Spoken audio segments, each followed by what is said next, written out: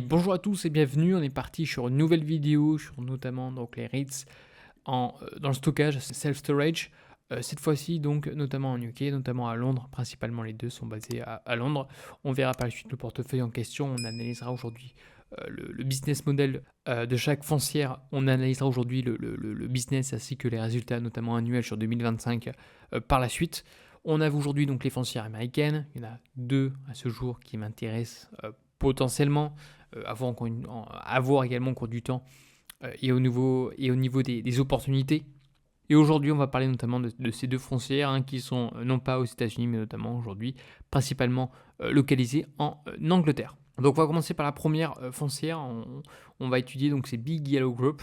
On est sur une small, enfin je vais vous dire, ouais, une small mid plutôt.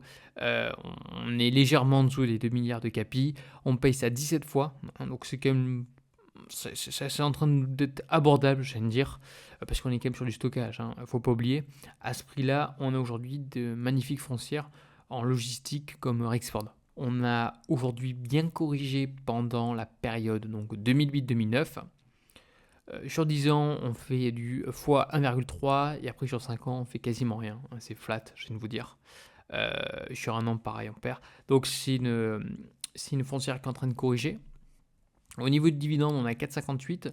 On est sur un PE ratio de 80. Je viens de vous dire, ça c'est correct, mais c'est quand même plutôt élevé. Au niveau des caractéristiques, donc on est quand même sur la croissance. FFO par share, enfin là c'est des EPRA cher parce que c'est entre guillemets Europe. Sans croissance, mais ça commence gentiment à corriger au cours du temps. Dette sur actif, on est bon, on est qu'à 20 fois, donc ça c'est un très bon point. Par contre, on est sur les intérêts, on est à 5,40, ce qui est quand même assez élevé. On est sur un parc qui se développe gentiment. Par contre, le taux d'occupation, moi, ce qui me plaît pas du tout, c'est ça. Ça, c'est mortel. Comme je vous le mentionne, c'est vraiment ce qui flingue aujourd'hui votre rentabilité, c'est ça. On passe de 85 en 2021 à 83, à 80, à 78. Ça, je suis pas très très fan, je vais vous dire. Et également, c'est ce qui justifie, à mon avis, le cours de bourse. Parce que qui dit aujourd'hui un taux de vacances qui est en train de baisser, évidemment, ça fait des revenus qui sont moins importants. La deuxième aujourd'hui foncière s'appelle Safe Start Holdings. On est à peu près sur les mêmes caractéristiques. On va chercher une capi qui est un peu plus faible. On paye ça quand même moins cher 16 fois. Ça commence à être intéressant, je viens de vous dire. On corrige de manière importante. Alors, c'est pas du dollar, qu'on soit très clair. On verra par la suite l'analyse graphique. On est sur 10 ans, on a quand même fait plus 278, donc c'est quand même intéressant. Je rappelle, c'est total return, c'est-à-dire l'appréciation du cours de bourse plus le dividende. On a un dividende qui est en croissance au cours du temps, ça fait 18 ans qu'elle n'a pas cessé aujourd'hui de délivrer un dividende, même pendant la période, donc la crise subprimes. Et on est sur un dividende croissant depuis 14 ans. PE ratio 70, ça commence à être intéressant. La dette to asset, donc la dette sur les actifs, on est à 25 fois, ça c'est pas mal. Dans l'ensemble, les PRA, on corrige 104, 105 et 99, c'est en train un petit peu de corriger. Le plus important, comme vous le savez, c'est les PRA par share.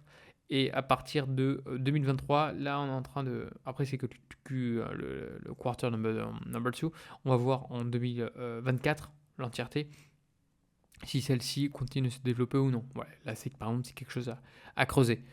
Par contre, également, les points négatifs, c'est être le taux d'occupation. On est passé de 82 à 77. À titre de comparaison, les foncières américaines, je vous renvoie à mes vidéos, notamment en droite, sont à plus de 90%.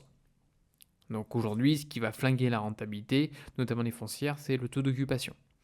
Par contre, on a un portefeuille qui ne cesse de se développer. Donc ça, par contre, c'est un très bon point. On va être sur une foncière également qui n'est pas seulement en UK. On va être également en France, en Espagne, en Nouvelle-Zélande et en Belgique. Donc on cherche également à se développer. Mais on reste quand même sur une petite capi. Donc est-ce que c'est vraiment judicieux? Telle est la question, parce que également les réglementations ne sont pas forcément les mêmes. Donc dans l'ensemble, de très bons chiffres. Moi, le seul truc qui m'inquiète aujourd'hui, c'est ça, c'est le taux d'occupation qui baisse. Donc à suivre également sur les différents quarters pour voir si celui-ci va remonter ou non. Et au niveau de la valo, ça commence à être intéressant. Alors, on va commencer par Big Yellow, donc la première foncière. Donc dans l'ensemble, ça fait quasiment depuis de nombreuses années, depuis 2001. Donc on a une période assez importante. Évidemment, ceux qui ont acheté aujourd'hui, ils ont dû attendre quasiment jusqu'en allez, j'arrondis, hein, mais jusqu'en 2015, presque. Ouais, allez, 2015. Ça fait quand même un sacré petit moment, ça fait 10 ans juste pour revenir sur le cours de bourse. Après, il y a eu du dividende, mais bon, faut pas oublier que les points d'entrée sont très importants. Par conséquent, il ne faut pas aujourd'hui se précipiter. C'est pas parce qu'elle baisse qu'il faut tout de suite acheter. Je préfère également mentionner certaines choses. Et à partir donc depuis 2012, forte appréciation, comme la plupart aujourd'hui des foncières, notamment parce que les taux étaient plutôt faibles. Et là, on est venu corriger depuis Pâques, depuis 2022. On est venu corriger une première fois, petit rebond, et là on corrige. À ce jour, on est sur la moyenne mobile 150 périodes, presque. Si on regarde en weekly, on a une petite zone de support, hein, juste ici. En weekly, voici qu'est-ce que ça donne. Alors j'ai rajouté quelques petites choses, notamment une résistance à chaque fois qu'on a touché ici, ça corrige. Là on est passé au-dessus, on a fortement corrigé. Ici on avait une petite zone, je vais vous dire, de support, donc à voir si on va la casser. On a une première zone pour moi, ici. Est-ce qu'on va rebondir pour repartir? Par contre, si on casse celle-ci, ça risque de faire mal, hein. On risque de fortement corriger. On a un récit qui est plutôt faible en weekly. En mensuel, on est comment? On peut quand même encore baisser, quoi. Donc c'est analysé. Moi, aujourd'hui, quelque chose qui est baissier comme ça, et avec un taux d'occupation qui ne cesse de décroître, je préfère rester patient. Je préfère attendre et me concentrer sur d'autres boîtes, comme je vous dis, Rexford aujourd'hui, ou d'autres que vous allez voir par la suite. J'en dis pas plus. Au niveau de SafeSearch, c'est pareil. Bon, en 2008-2009, elle est moins récente que l'autre, hein, donc évidemment, il n'y a pas eu cette petite décroissance. Depuis quasiment 2009, c'est on fire, je viens de vous dire. Ça fait qu'augmenter avec un pic quasiment à plus de 1144. Encore une fois, ça reste des pounds. Par la suite, forte correction. Donc on a baissé on a perdu 50%, ce qui commence à être important, notamment sur les foncières. Donc ça peut être potentiellement un moment pour investir sur celle-ci. Même si au niveau des fondamentaux, je vois un taux d'occupation qui baisse, c'est pas bon signe.